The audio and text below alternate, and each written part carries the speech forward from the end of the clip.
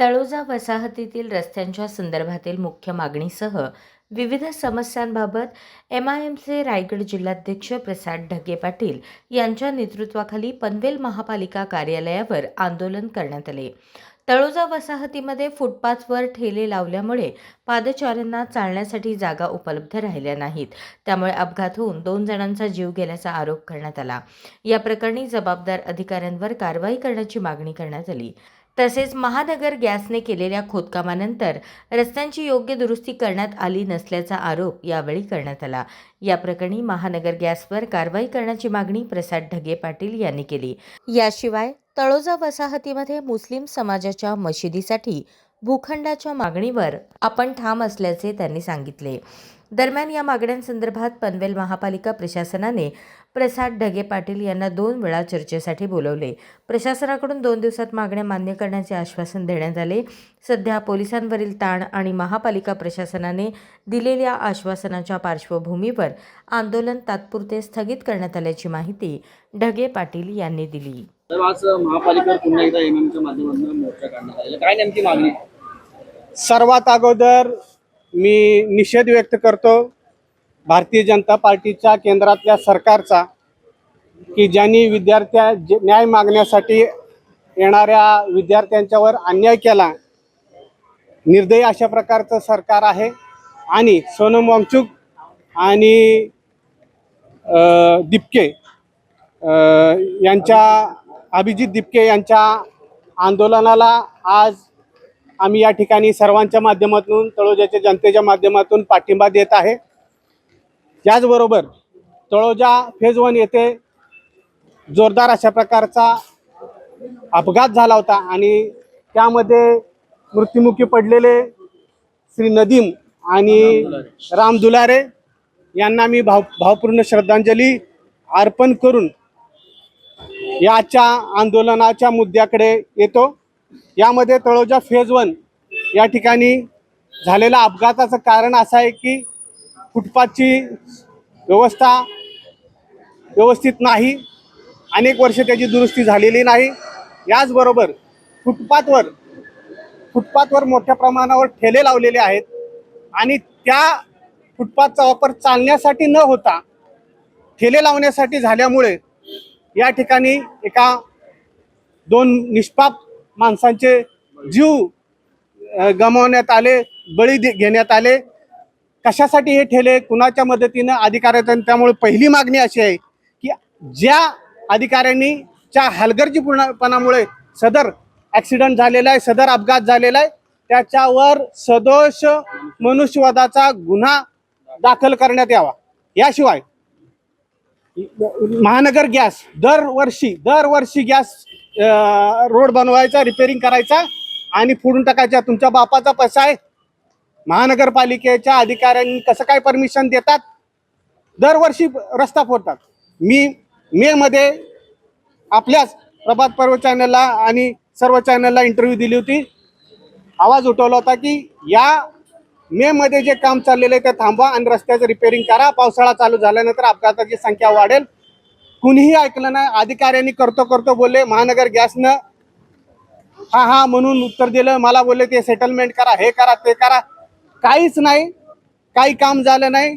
कुठल्याही प्रकारची सुव्यवस्था झाली नाही आणि म्हणून महानगर गॅसवर कारवाई झाल्याशिवाय आणि कारवाईचं आश्वासन मिळाल्याशिवाय आज या ठिकाणी हलणार नाही. आमची दुसरी प्रामुख्याने मागणी आहे. साहेब, या फुटपाथ बाबत आपण जे अपघात झाले तळोजामध्ये त्यामध्ये तिकडे महाविकास आघाडीच्या नेत्यांनी महासभेत काल विषय उपस्थित केलेला आहे की गांभीर्यपूर्वक याच्यावर विचार करावा म्हणून. गांभीर्य कधी? 14 वर्ष 15 वर्ष ज्या लोकांनी मुद्दे मांडले तेच लोक पंचायत समितीमध्ये सभापती होते, तेच पंचायत समितीचे सदस्य होते, 2 टर्मचे नगरसेवक होते.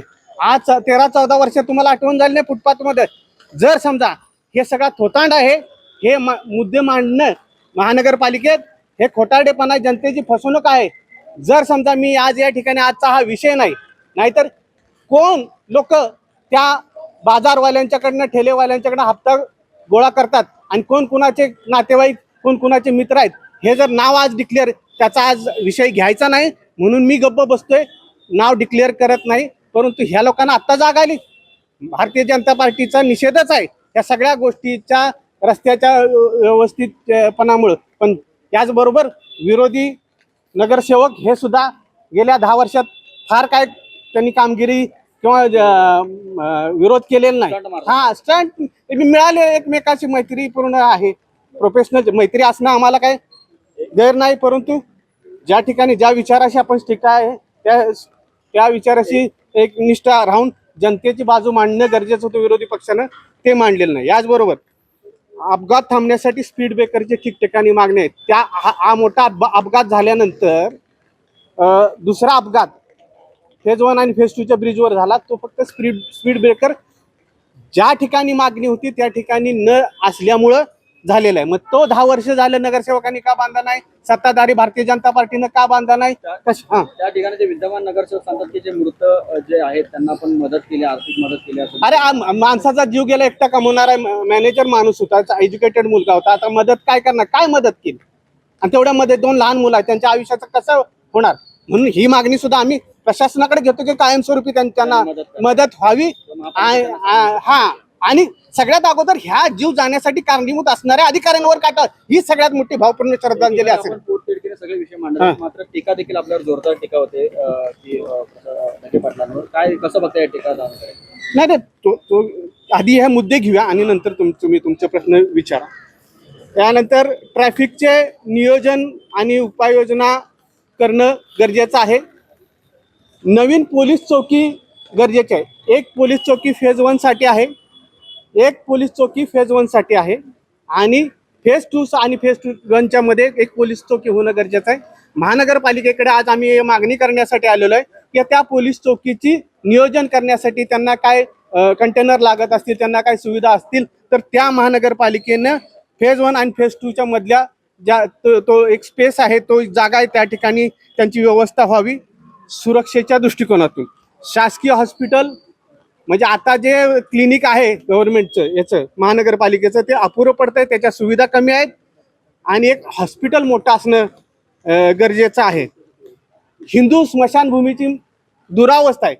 जागा दिलेली आहे पण हिंदू स्मशानभूमीमध्ये योग्य त्या सुविधा नसल्यामुळे कॉलनीमधल्या वसाहतीमधल्या लोकांचा दुःखद घटना घडल्यानंतर खारघर या ठिकाणी सुविधा बघावी लागते. तिथं पाण्याची व्यवस्था नाही, तिथं अन्य सुविधा ज्या विधीसाठी ज्या गोष्टी लागतात त्या नाही. महानगरपालिकेनं त्या का केल्या नाहीत त्यासाठी आपण जाब विचारण्यासाठी आलेलो आहे. आणि सगळ्यात महत्त्वाचं म्हणजे मुस्लिम समाजाची संख्या जी आहे ती मोठ्या प्रमाणावर या ठिकाणी असल्यामुळे मी निवडणुकीच्या अगोदर पण 2 वेळा महानगरपालिकेला आणि सिडको प्रशासनाला पत्र लिहिलेलं आहे. कमीत कमी 4000 कमीत कमी स्क्वेअर मीटरचा, चौरस मीटरचा प्लॉट या ठिकाणी देण्यात यावा. मुस्लिम समाजाच्या त्यांच्या धार्मिक विधीसाठी आज अनेक ठिकाणी पार्किंगमध्ये किंवा गाळे घेऊन तात्पुरती सुविधा त्यांनी केलेली आहे, परंतु तिथल्या समाजाची व्यवस्था व्हावी ह्यासाठी ही मागणी आम्ही करत आहोत. एकीकडे पनवेल महानगरपालिकेने खारघरमध्ये कुत्रा आणि मांजरांसाठी एक दफनभूमी किंवा त्यांचा विधी करण्यासाठी त्यांनी स्मशानभूमीची एक प्रस्ताव ठेवलेला आहे. एकीकडे आता तुम्ही सांगते की तळोजामध्ये स्मशानभूमीचा एक महत्त्वाचा मुद्दा आहे. हो, मग जनावरांपेक्षा माणसापेक्षा जनावरं महत्त्वाची झाली. हे सगळं करत असताना मागच्या वेळी ज्या वेळेला मुद्दा मी मांडला त्यावेळी मोठ्या प्रमाणावर भारतीय जनता पार्टीच्या ट्रोलरनी या ठिकाणी टीका केली. मी त्यांना मी पुन्हा एकदा सांगतो उत्तर की ह्या मशिदीच्या मागणीसाठी आम्ही ठाम आहोत, आणि इथला आमदार भारतीय जनता पार्टीचा असल्यामुळे कदाचित प्रशासन या प्रश्नाकडे दुर्लक्ष करतंय किंवा तेवढ्या गांभीर्यपणे घेत नाही. हा मशिदीचा प्लॉट हा धार्मिक मुद्दा नसून तिथला सामाजिक मुद्दा आहे, तिथल्या लोकांची मूलभूत गरज आहे. त्या दृष्टिकोनातनं हे बघितलं पाहिजे. आज ह्या मुद्द्यावर आपण ठाम असल्यामुळं आणि शेवटपर्यंत लावून दिल्यामुळं ह्यांच्या पोटात दुखायला लागलेला आहे भारतीय जनता पार्टीच्या ट्रोलरला. मी त्यांना सांगू इच्छितो की नुसता मस्जिदीचाच मुद्दा नाही तर सर्व समाजाच्या बरोबर मुस्लिम समाजाच्या रायगड जिल्ह्यातील, मी रायगड जिल्ह्याचा का उल्लेख करतो, मी एमआयएमचा रायगड जिल्ह्याचा अध्यक्ष असल्यामुळे रायगड जिल्ह्यातील मुस्लिम समाजाच्या युवकांना अन्य समाजाच्या बरोबरीनं रोजगाराची संधी, महानगरपालिका, निमसरकारी भरती असेल, कंत्राटी भरती असेल किंवा MIDC खाजगी भरतीमध्ये त्यांना रोजगारीची संधी समान या ठिकाणी उपलब्ध झाली पाहिजे. याशिवाय ऑल इंडिया मजलिस इत्तेहादुल मुस्लिमीन पक्षातर्फे मी या ठिकाणी या आंदोलनाच्या माध्यमातून ग्वाही देऊ इच्छितो की ठिकठिकाणी मुस्लिम समाजातल्या युवकांना राजकारणाकडे परावृत्त करून इथलं नेतृत्व निर्माण करण्यासाठी मी प्रयत्न करणार आहे. अशासाठी प्रयत्न करणार आहे की हा रायगड जिल्ह्याचा इतिहास आहे की याच मुस्लिम समाजातल्या बॅरिस्टर AR अंतुले साहेब यांनी महाराष्ट्राचं नेतृत्व केलं, मुख्यमंत्री झाले आणि त्यांनी सर्वप्रथम मंत्रालयामध्ये छत्रपती शिवाजी महाराजांचं तैलचित्र लावलं. परंतु ते नेतृत्व बॅरिस्टर AR अंतुले साहेबांच्या नेतृत्वानंतर आज रायगड जिल्ह्यामध्ये एक नाव तुमच्या पटक्यात 2 मिनिटात आठवणीत येतंय, मुस्लिम समाजाचं. ज्या त्या पक्षानं जो तो अध्यक्ष झाला, ज्या त्या पक्षाचा प्रमुख झाला, त्यांनी आपल्या आजूबाजूच्या लोकांचं कल्याण फक्त केलं आणि मुस्लिम समाजाला म्हणजे नेतृत्वापासून वंचित प्रत्येक पक्षाने ठेवलं. भारतीय जनता पार्टीनं तर केलं, परंतु अन्य समाजानं पण केलं. आज जर लोकसंख्येचं पर्सेंटेज पाहता, प्रत्येक तालुक्यामध्ये 27% 60% म्हसळामध्ये 60% मुस्लिम संख्या आहे.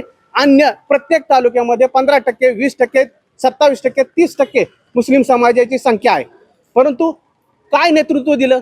म्हणून सर्वप्रथम मी आवाहन करेन मुस्लिम समाजातल्या युवकांना, महिलांना, सर्वांना की त्यांनी या ठिकाणी संविधानाच्या माध्यमातून राजकीय नेतृत्वाकडे वाटचाल करावी आणि मी त्यांना प्रत्येक तालुक्यामध्ये नेतृत्व देण्याचा प्रयत्न करणार आहे. आज ट्रोलर म्हणतात की उलटे सुलट बोलतात. ह्याच समाजातील सन्माननीय असदुद्दीन ओवैसी साहेब यांनी मराठा आंदोलनाच्या वेळी संसदेत बाजू मांडली, त्यावेळी हे ट्रोलर कुठे गेले होते? ह्याच मुस्लिम समाजातली सन्माननीय महाराष्ट्र प्रदेशाध्यक्ष इम्तियाज जलील साहेब मंदिराच्या संरक्षणासाठी रात्रंदिवस तिथे उभा राहिले, भूमिका घेतली, त्यावेळी हे ट्रोलर कुठे गेले होते? ह्याच मुस्लिम समाजातले APJ अब्दुल कलाम साहेब यांनी मिसाईल आणि अणुसंशोधनासाठी या देशाची मान उंचावली, त्यावेळी हे ट्रोलर कुठे गेले होते? आज एक छोटीशी मागणी घेऊन एक मराठा समाजातला एक कार्यकर्ता जर मुस्लिम समाजाची बेसिक नीड साठी जर तुम्ही मागणी करत असेल तर ह्यांच्या एवढं पोटात दुखायचं काय काम आहे?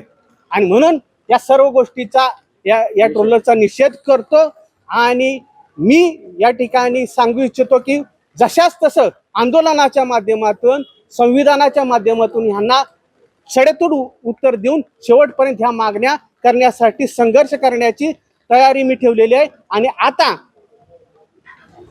ज्या त्या भाषेत म्हणजे MIM आता हिंदी पण बोलते आणि मराठी पण बोलते, लक्षात घ्या. त्यामुळं तुम्हाला ज्या भाषेत उत्तर पाहिजे त्या भाषेत आम्ही उत्तर देऊ.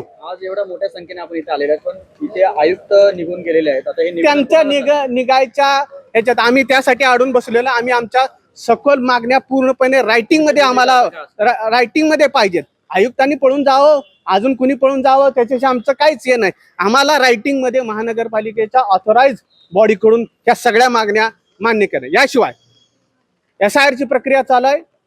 माझा असा आरोप आहे की महानगरपालिका असेल, तहसीलदार आणि संबंधित विभाग असेल, ते पत्र मी घेऊन आलेलो आहे, त्यांच्याकडून व्यवस्थित याची अंमलबजावणी होत नाहीये. आज कमीत कमी 60% पेक्षा जास्त भाग SIR चा पेंडिंग आहे जाणीवपूर्वक. मी स्वतः अनालिसिस केलेलं आहे.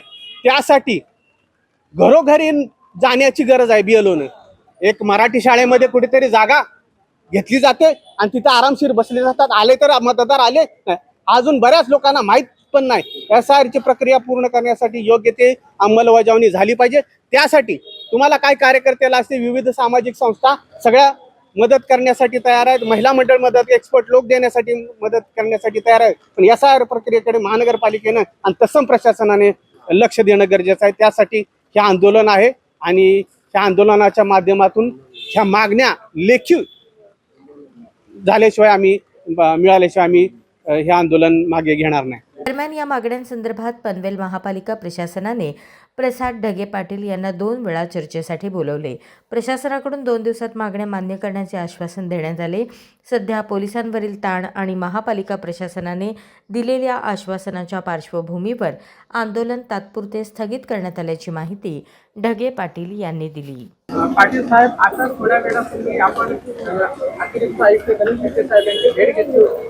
त्या भेटीमध्ये समाधानकारक असं उत्तर मिळालं नव्हतं. त्यानंतर आपण या ठिकाणी हे आंदोलन तसंच सुरू ठेवण्याचा निर्णय घेतला होता आणि आता थोड्या वेळापूर्वी पुन्हा आपल्याला या ठिकाणी बोलवण्यात आलं होतं. नक्की काय झालं, काय सांगाल? समाधानकारक न उत्तर मिळाल्यामुळे आमच्या सगळ्या जेंट्स, महिला कार्यकर्त्यांनी सर्वांनी इथेच थांबून राहण्याचा निर्णय आम्ही घेतला होता. परंतु पोलीस प्रशासन, इंजिनियर आणि महानगरपालिका प्रशासनातले लोकांनी पुन्हा एकदा मला आतमध्ये बोलवलं आणि सांगितलं की 2 दिवसाच्या आतमध्ये खड्ड्यावर कारवाई करूया, लोकांचे जीव वाचतील किंवा लोकांचे ॲक्सिडेंट होऊ नये या संदर्भात योग्य ती कारवाई करण्यात येईल आणि लेखी सुद्धा विविध मागण्यांचं जे आहे ते लेखी पत्र देखील 2 दिवसाच्या आतमध्ये देण्यात येईल.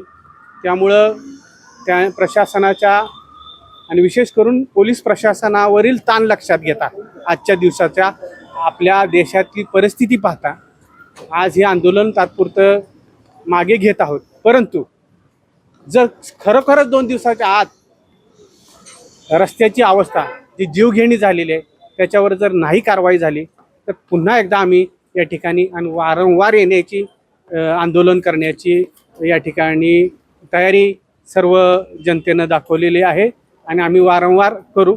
फक्त 2च दिवस आणि 2च दिवसात आम्ही योग्य तो निर्णय माध्यमांना कळवू आणि त्यानुसार पुन्हा आम्ही आंदोलन करू. ही अत्यंत दुर्दैवी गोष्ट आहे की भरमसाठ टॅक्स घेऊन सुद्धा प्रशासन जे आहे ते अशा प्रकारचं काम करतं की जेणेकरून लोकांचे जीव गमावावे लागतात. रस्तासुद्धा बांधत नाही, मग टॅक्स कशाचा घेतला तुम्ही लोकांनी, अशा प्रकारची परिस्थिती आहे. सर्व मागण्या 2 दिवसात त्याचं लेखी उत्तर आणि SIRच्या संदर्भात येत्या 2 ते 3 दिवसामध्ये तहसीलदार साहेब आणि तत्सम अधिकारी यांच्याशी माझी स्वतःची मीटिंग होईल की SIRमध्ये जे ड्रॉबॅक्स आहेत त्या संदर्भावर काम करण्यासाठी किंवा ती प्रक्रिया गतीने होण्यासाठी, लोकांना जास्तीत जास्त SIR प्रक्रियेमध्ये भाग घेण्यासाठी किंवा ह्या सगळ्या गोष्टी पूर्ण होण्यासाठी, प्रक्रिया पूर्ण होण्यासाठी पुन्हा एकदा मीटिंग. अशा 2 गोष्टीचे आश्वासन मिळाल्यामुळे आजचं हे आंदोलन स्थगित करतोय. लेखी आश्वासन मिळणार आहे म्हणून. रोड की समस्या बहुत खतरनाक है. वहाँ पानी के टैंकर फंसते हैं, स्कूल की बसें फंसती है, 2 लोगों की मौत हो गई है, कितने लोग के एक्सीडेंट हो गए, वहाँ हाथ पैर टूट गए हैं. ये प्रशासन को कितने लोगों का टारगेट चाहिए, कितने लोग मरने चाहिए वहाँ पे और कितने लोग हॉस्पिटल में पहुँचने चाहिए, इनको खुद को समझना चाहिए. ये मेट्रो सिटी बनाया है, ये गटर सिटी बना के रखा है लोगों ने. न्यू बॉम्बे में टैक्स कम है, पनवेल में टैक्स ज़्यादा है, फिर भी ये लोग को सुविधा नहीं दे पा रहे हम लोग को. इतनी परेशानी, इतनी मुसीबत है, स्कूल के बच्चे जाने को रास्ते पे उनको भी डेंजरस है. इनको खुद समझना चाहिए. फर्स्ट प्रायोरिटी में ये लोग ने काम लेना चाहिए. यहाँ पे आंदोलन में शामिल हुई, क्या बताएंगे 2053 और 2053 में जो समस्या है उनको लेकर आप यहाँ पर आंदोलन के लिए आए हैं. क्या कहेंगे, क्या क्या समस्या है और यहाँ पर जो अतिरिक्त आयुक्त साहब ने जो यहाँ पर आपको उत्तर दिया है कि जो भी आपके प्रॉब्लम है वो 2 दिन में हम उस पर कार्रवाई करेंगे, तो उससे आप सहमत है क्या? नहीं, बिल्कुल भी सहमत नहीं है. कार्रवाई करेंगे. कब कार्रवाई करेंगे? तलोजा में अगर एक नजर पूरी घुमा ले, आपका न्यूज चैनल है, आपने तो हमेशा वहाँ पे न्यूज कवर किया है, आपने देखा है महानगर पालिका ने कितने खड्डे भर के रखे हैं. लास्ट टाइम एक इतना खतरनाक एक्सीडेंट हुआ है, स्कूल के बच्चों छुट्टी थी, फिर भी 2-3 लोगों की जान गई है, ज्यादा लोग घायल भी हुए हैं. वहाँ पे भीड़ कम थी, बच्चों की स्कूल की छुट्टी थी, इसलिए एक्सीडेंट जो हुआ वो छोटा नहीं बोलेंगे, वो भी बहुत बड़ा एक्सीडेंट था. अगर सारे बच्चे होते तो कितना बड़ा एक्सीडेंट होता. अभी तक वो लोग कार्रवाई कर रहे हैं, केस क्लोज हुआ है क्या हुआ समथिंग, वो मेरे को कुछ नहीं पता. लेकिन जो कार्रवाई के लिए इन्होंने बोला है, कार्रवाई करेंगे. कब कार्रवाई करेंगे? और 2-4 एक्सीडेंट होने के बाद कितनी जान जाएगी और कितनी जाने जाएगी, उन सारी जानों की जिम्मेदारी कौन लेगा? कार्रवाई करते रह जाएंगे। हाँ, और डेली बेस पे एक्सीडेंट होते जाएंगे। पहले काम कराओ, फिर उसके बाद में आप कार्रवाई का सोचो। ये जो एक्सीडेंट हो रहे हैं उसका प्रमुख कारण क्या बनाएंगे आप? गड्ढे, रोड। हाँ, जो महानगर पालिका ने ये गैस वाले ने खोद के रखा है पाइपलाइन ने, और उसको बनाते बनाते बोले हमारा भी 1 महीने के ऊपर हो गया। उसके खिलाफ हमने पहले भी एक्शन लिया था, लेकिन अभी तक उस पे कुछ काम भी नहीं हुआ है। आगे आप फिर आंदोलन करेंगे, बैठेंगे, धरने पे बैठेंगे सारे लोग, बड़ा आंदोलन करेंगे। अभी तो लोग कम आए, और लोग आएंगे साथ में।